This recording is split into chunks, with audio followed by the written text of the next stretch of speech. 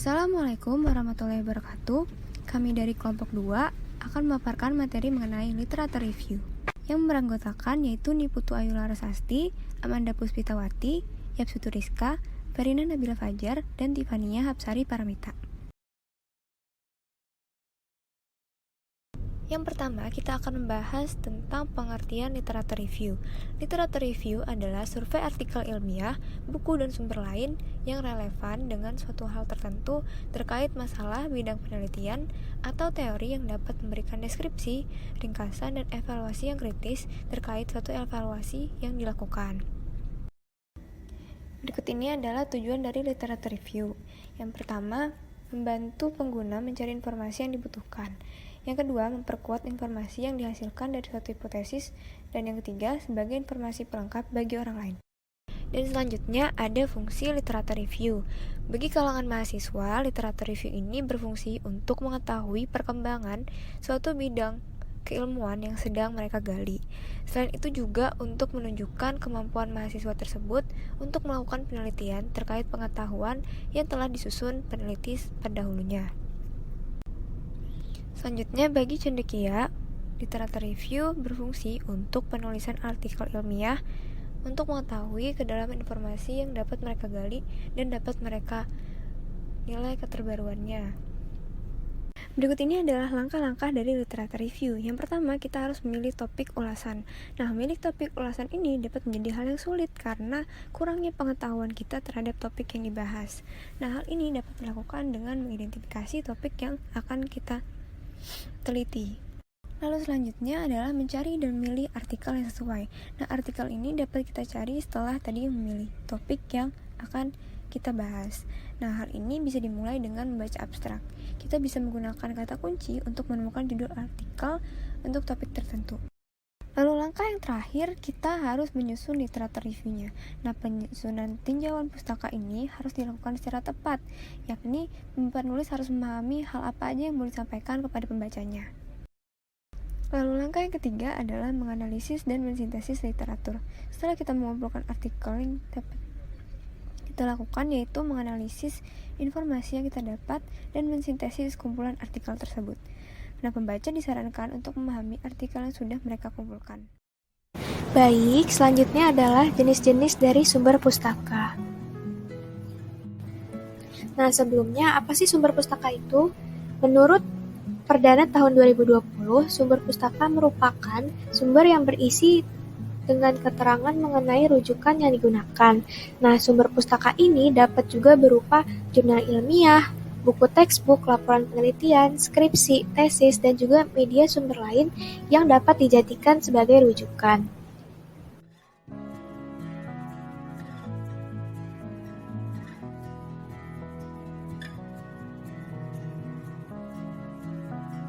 Nah, menurut Godang tahun 2020 terdapat 4 jenis sumber pustaka. Nah, yang pertama adalah jenis sumber pustaka berdasarkan lokasi penempatan koleksinya. Ada 2 nih, yang pertama adalah koleksi umum. Nah, koleksi umum ini biasanya diletakkan di rak terbuka dan bebas untuk digunakan oleh para pembaca, seperti buku populer yang membahas tentang budidaya tanaman, novel, serial komik, atau lain sebagainya. Nah, sedangkan koleksi referensi ini biasanya berbentuk buku pedoman. Berikutnya adalah sumber pustaka berdasarkan kedalaman analisisnya. Yang pertama adalah sumber pustaka primer, yaitu tinjauan pustaka yang menjelaskan langsung dari seorang peneliti mengenai kegiatan penelitian yang dilakukan. Yang kedua adalah sekunder, yaitu jenis tinjauan pustaka yang isinya dibuat dengan menggunakan rujukan dari tinjauan pustaka primer, sedangkan yang tersier adalah suatu tinjauan pustaka yang berisi informasi yang berupa petunjuk untuk bisa mendapatkan tinjauan pustaka sekunder. Berikutnya adalah jenis sumber pustaka berdasarkan sifatnya. Yang pertama adalah dokumen tekstual, yaitu informasi yang berbentuk teks yang dapat dibaca oleh pembaca. Yang kedua adalah dokumen non-tekstual, yaitu informasi berbentuk gambar, foto, dan sebagainya. Sedangkan dokumen campuran adalah informasi dalam bentuk gabungan antara dokumen tekstual dan non-tekstual. Berikutnya adalah sumber pustaka berdasarkan bentuknya. Yang pertama adalah media cetak, yang terdiri dari buku acuan yang meliputi bibliografi, buku indeks, buku abstrak ataupun buku statistik, Lalu ada sumber pustaka primer yang meliputi jurnal maupun tesis atau disertasi. Lalu ada sumber pustaka sekunder yang meliputi setiap publikasi yang disusun oleh seorang penulis yang bukan pengamat langsung atau partisipan dalam penelitian yang meliputi artikel ataupun laporan penelitian. Berikutnya adalah media non-cetak. Nah, jenis sumber pustaka ini biasanya berupa televisi, radio, CD-ROM, video, kaset, ataupun informasi lain yang diperoleh. Selanjutnya, saya Tifania Hapsari Paramita akan melanjutkan pembahasan mengenai contoh sumber pustaka. Terdapat beberapa contoh sumber pustaka yang dapat digunakan dan tidak dapat digunakan. Yang pertama, ada sumber pustaka yang dapat digunakan menurut Junaidi tahun 2017. Yang pertama ada buku teks, kemudian buku yang berisi kumpulan artikel yang terdapat editor, kemudian artikel dalam buku kumpulan artikel, lalu artikel dalam jurnal dari CD-ROM, lalu artikel dalam majalah atau koran, dan dokumen resmi pemerintah yang diterbitkan, lalu rujukan dari lembaga yang ditulis atas nama lembaga tersebut, kemudian karya terjemahan, lalu skripsi, tesis, atau disertasi, lalu makalah yang disajikan dalam seminar, penataran, atau lokakarya, lalu rujukan internet berupa karya individu, rujukan internet berupa artikel dan jurnal, dan rujukan internet berupa bahan diskusi. Penggunaan sumber pustaka tersebut tentunya harus selektif dengan memperhatikan pokok bahasan dan juga kualitas sumber yang digunakan. Sumber rujukan yang dipilih hendaknya berbobot, yang artinya faktor ilmiah dan keilmuan yang dimiliki penulis turut memperhatikan terkait asal-usul, kualitas, dan juga kuantitas.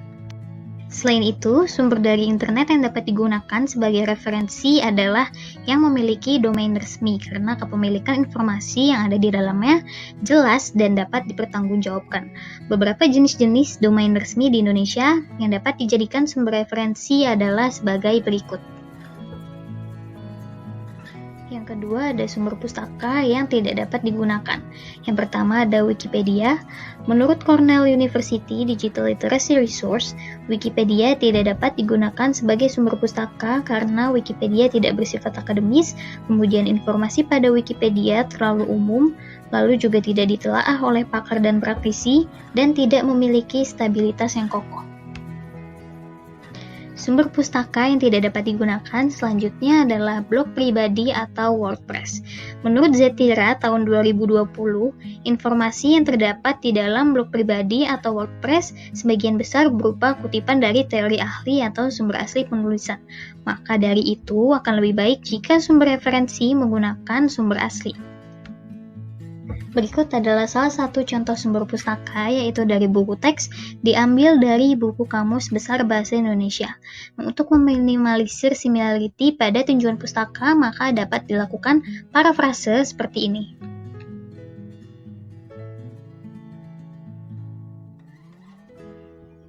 Kemudian, beberapa contoh lainnya dapat disimak sebagai berikut.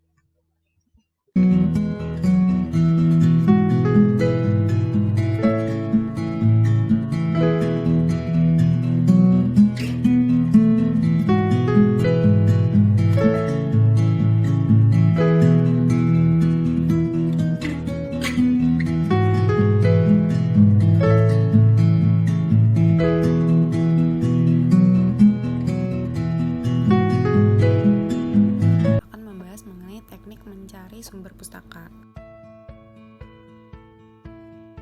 Menurut Hasnawati, terdapat dua teknik dalam pencarian sumber pustaka. Yang pertama itu penelusuran informasi manual dan penelusuran informasi digital.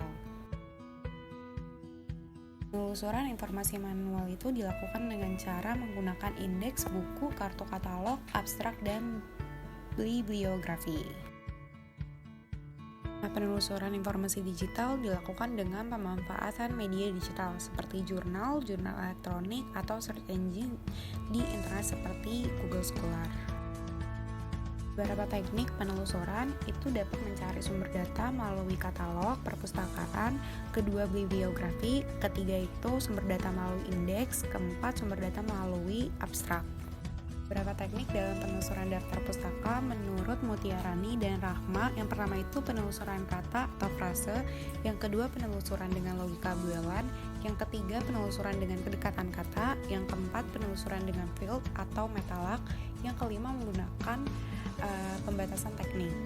Selanjutnya ada beberapa hal yang perlu diperhatikan untuk mencari sumber pustaka menurut Wallo 2002, yaitu ada 8. Pertama adalah start, kedua chaining, ketiga browsing, keempat differenting, kelima monitoring, kelima extracting, ketujuh verifying, kedelapan ending.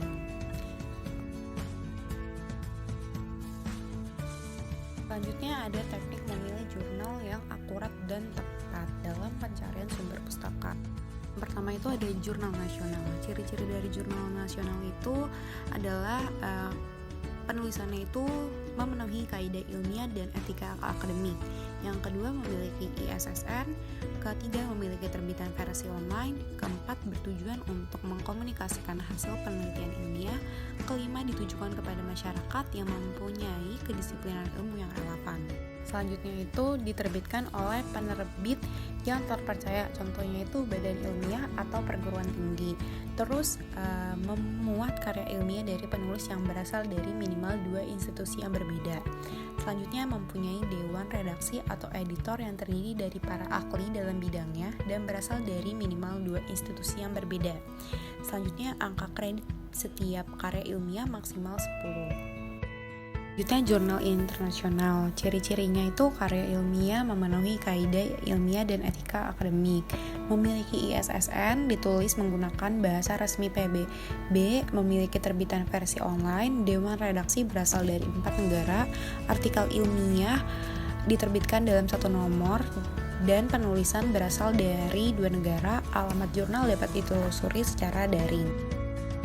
Proses review penulisan dilakukan dengan baik dan benar.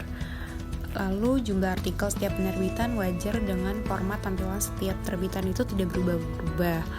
Terus jurnal yang diakui sebagai jurnal internasional oleh Ditjen Sumber Daya Iptek atau Dikti memenuhi kriteria butir 12 huruf A sampai K. Ini ada langkah-langkah mencari sumber pustaka. Yang pertama start, kedua mengumpulkan referensi dari database ilmiah online, ketiga searching, keempat mencari di sumber data yang akurat seperti Google Scholar, Sinta, Rama, Arjuna. Yang kelima menggunakan kata kunci. Yang keenam memastikan sumber itu akurat dan pasti. Yang ketujuh verifying. Yang kedelapan diskusikan dengan ahli. Selanjutnya adalah teknik menulis literatur.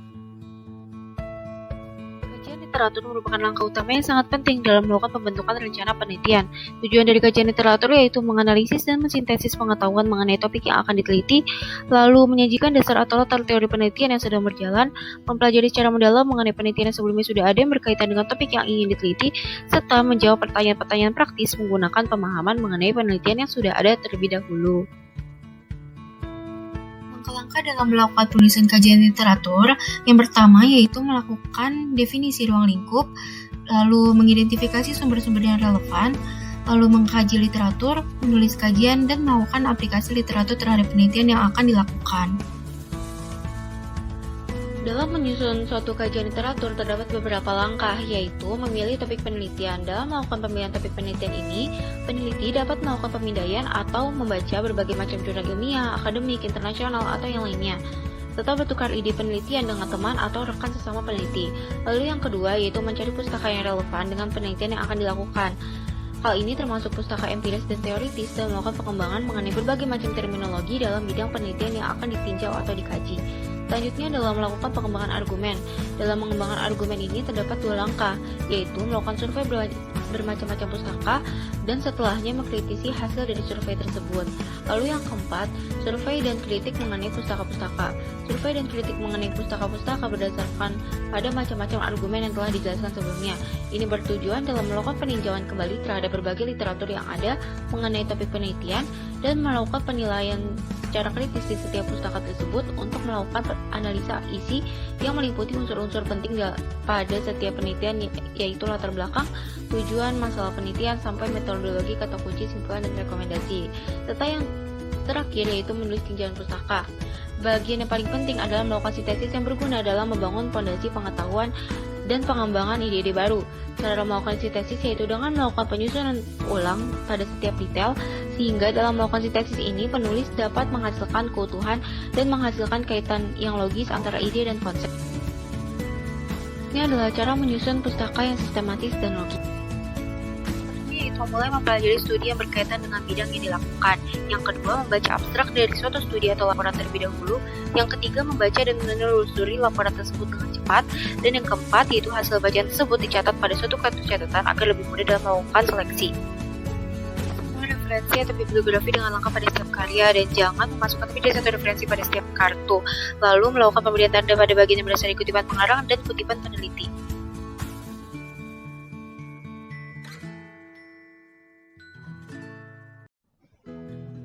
Selanjutnya saya akan membahas mengenai kerangka teori.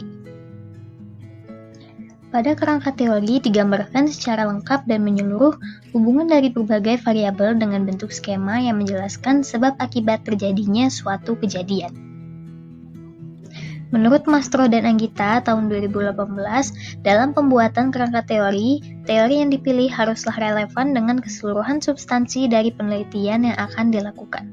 Acuan kerangka teori yang baik adalah kerangka teori yang memaparkan hubungan-hubungan dari variabel yang akan diteliti secara teoritis. Selanjutnya adalah definisi kerangka teori menurut Pasitasari tahun 2018. Menurut Pasitasari, kerangka teori adalah ringkasan dari konsep atau teori yang berisi tentang hubungan skematis dari variabel yang satu dengan yang lainnya yang digunakan oleh peneliti. Variabel di sini adalah variabel bebas, variabel terikat, dan variabel luar. Manfaat dari kerangka teori yang pertama yaitu dapat mengetahui variabel mana saja yang berpengaruh dan hubungan dari variabel-variabel tersebut.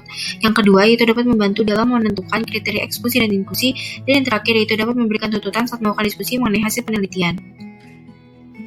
Adapun jenis-jenis variabel yang pertama yaitu variabel bebas atau independen, yang kedua yaitu variabel terikat atau dependen, lalu ada variabel antara atau intervening, dan variabel perancu atau confounding.